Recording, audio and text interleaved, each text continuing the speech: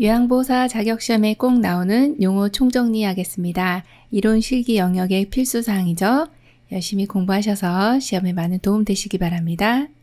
기초연금이란 목적이 노인의 안정적인 소득 기반을 제공하고 생활 안정을 지원하기 위함입니다. 대상자는 만 65세 이상 소득 인정의 기준 70% 수준 이하의 노인입니다. 재원은 국가와 지방자치단체에 의해 마련하고 있습니다. 비가역적이란 다시 본디 상태로 돌아갈 수 없는 성격을 띈 것으로 환경적으로는 회복 불가능한 상태를 의미합니다. 예를 들어 노화, 뇌사가 이에 해당됩니다. 가역적 진행은 물질의 상태가 한번 바뀐 다음에 다시 본디 상태로 돌아갈 수 있는 것을 의미합니다. 장기요양 등급 살펴보겠습니다. 장기요양 인정 점수를 기준으로 6개 등급으로 판정합니다. 1등급은 전적으로 도움을 필요로 합니다. 95점 이상이고요. 2등급은 상당 부분 도움을 필요로 합니다. 75점 이상, 95점 미만입니다. 3등급은 부분적으로 도움을 필요로 하고 60점 이상, 75점 미만이 이에 해당됩니다.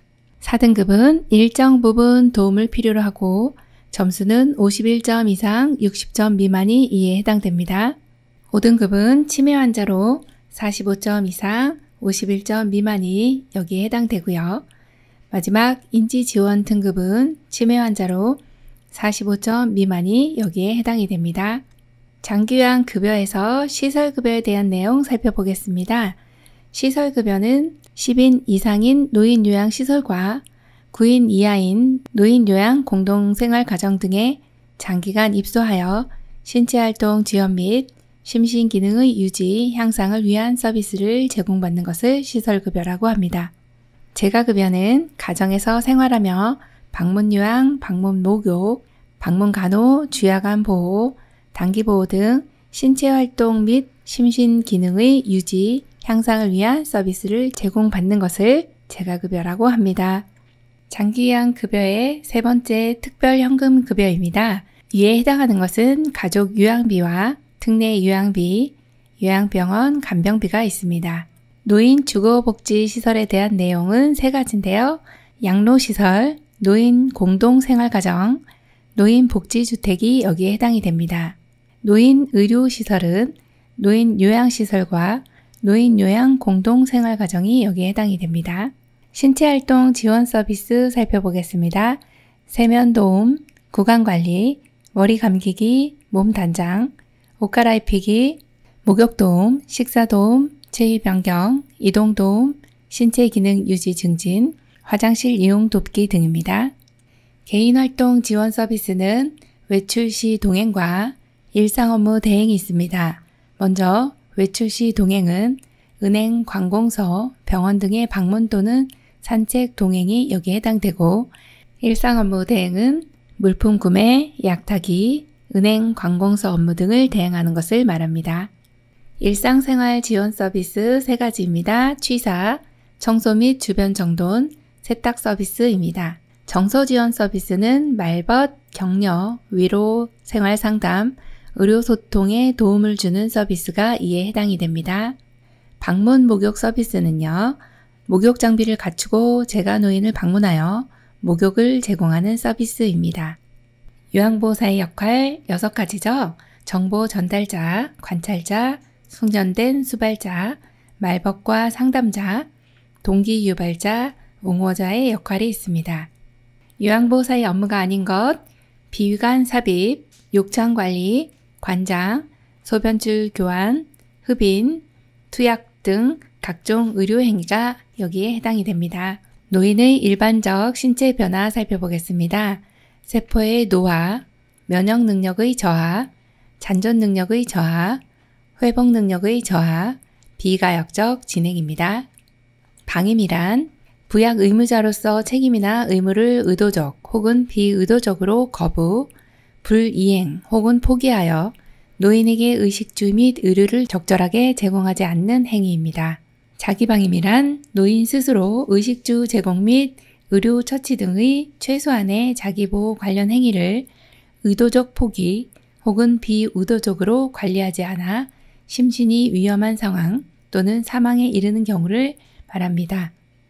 6이란 스스로 독립할 수 없는 노인을 격리하거나 방치하는 행위입니다.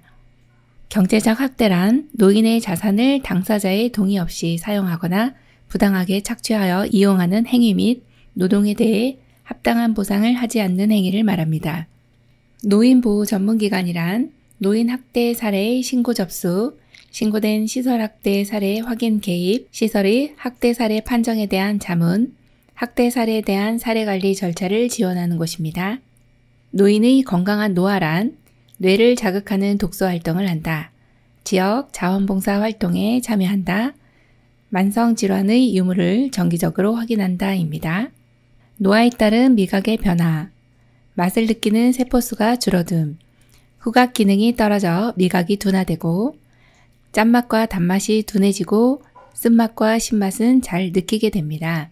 위염이란 위 점막의 염증으로 급성과 만성으로 구분되며 급성은 갑자기 발생하는 위 점막의 염증이며 급성 위염이 완치되지 못하고 방치, 재발하는 경우 만성 위염으로 변화됩니다. 위암은 조기 위암과 진행성 위암으로 나뉩니다. 조기 위암은 암세포가 점막 또는 점막 하층에만 퍼져 있는 상태고 진행성 위암은 점막 하층을 지나 근육층 위로 뚫고 나온 상태입니다. 위천공이란 위에 구멍이 생기는 것으로 위 점막과 근육, 장막을 뚫어 외과적 응급수술이 필요한 경우를 말합니다. 설사란 변 속의 수분량이 증가하여 물 같은 대변을 보는 상태로 배변량뿐 아니라 배변 횟수가 증가한 것입니다. 변비란 변을 보는 횟수가 일주일에 2에서 3회 이하인 경우, 변을 볼 때 힘이 들고 변의 딱딱한 정도가 아주 심한 경우, 변을 볼 때 많은 시간이 필요한 경우, 배변 후 변이 남아있는 듯한 느낌, 잔변감이 3개월 이상 지속되는 경우, 이를 변비라 하죠. 변비 예방을 위해서는 규칙적인 식사, 충분한 수분 및 식사 섭취, 식이섬유를 섭취하는 것입니다. 폐렴이란 세균, 바이러스, 곰팡이, 화학물질에 의해 폐 조직에 염증이 생겨 기관지가 두껍게 되고 섬유화되어 폐로 산소를 흡수하는 능력이 감소하는 질환입니다. 천식이란 기도의 만성 염증성 질환으로 기관지벽의 부종과 기도 협착, 여러 가지 자극에 대해 기도가 과민 반응을 보이는 상태, 호흡곤란, 기침, 숨을 내쉴 때 쌕쌕거리는 호흡음 등의 증상이 있습니다. 기관지 확장제의 사용 순서는요. 1. 흡인기 뚜껑을 열고 흔든다. 2. 숨을 내쉬고 흡인기를 입으로 문다. 3. 숨을 들이쉬면서 흡인기를 누른다. 4. 3에서 5초간 천천히 깊게 숨을 들이쉰다. 5. 10초간 숨을 참은 후 천천히 내쉰다 입니다. 저잔여식이란 섬유소가 적어 빨리 소화되고 흡수되어 장에는 별로 남지 않는 음식물입니다.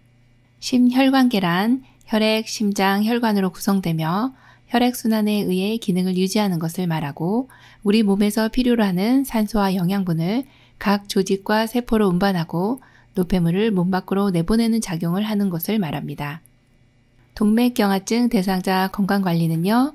금연, 고혈압관리, 혈당, 당뇨병을 조절, 저염식이, 저지방식이, 규칙적인 운동입니다. 골다공증이란 뼈세포가 상실되고 골밀도가 낮아져 골절이 발생하기 쉬운 상태입니다. 이때 칼슘과 비타민 D를 섭취하시고 근육과 뼈에 힘을 주는 체중 부하 운동을 해주시면 됩니다. 퇴행성 관절염이란 뼈를 보호해주는 연골이 닳아서 없어지거나 관절에 염증성 변화가 생긴 상태를 말합니다. 욕창이란 오랜 와상 상태에 있는 대상자의 등, 허리, 어깨, 팔꿈치 등 바닥면과 접촉되는 피부가 혈액순환 공급을 받지 못해 괴사되는 상태입니다. 괴사란 어떤 비정상적인 원인에 의해 세포가 죽음을 의미합니다. 대상포진이란 수두를 일으키는 바이러스에 의하여 피부와 신경에 염증이 생기는 질환을 말합니다. 주로 과거에 수두를 앓았던 사람에게 주로 발생하게 됩니다. 뇌졸중이란 뇌에 혈액을 공급하는 혈관이 막히거나 하는 뇌경색 혹은 터져서 뇌출혈이죠. 뇌손상이 오고 그에 따른 신체장애가 나타나는 뇌혈관 질환을 의미합니다. 흔히 중풍이라고 합니다. 파킨슨 질환이란 점진적인 중추신경계의 퇴행성 변화로 발생되는 질환으로 원인이 불명확합니다. 신경 전달 물질인 도파민을 만들어내는 신경세포가 파괴되는 질환을 의미합니다.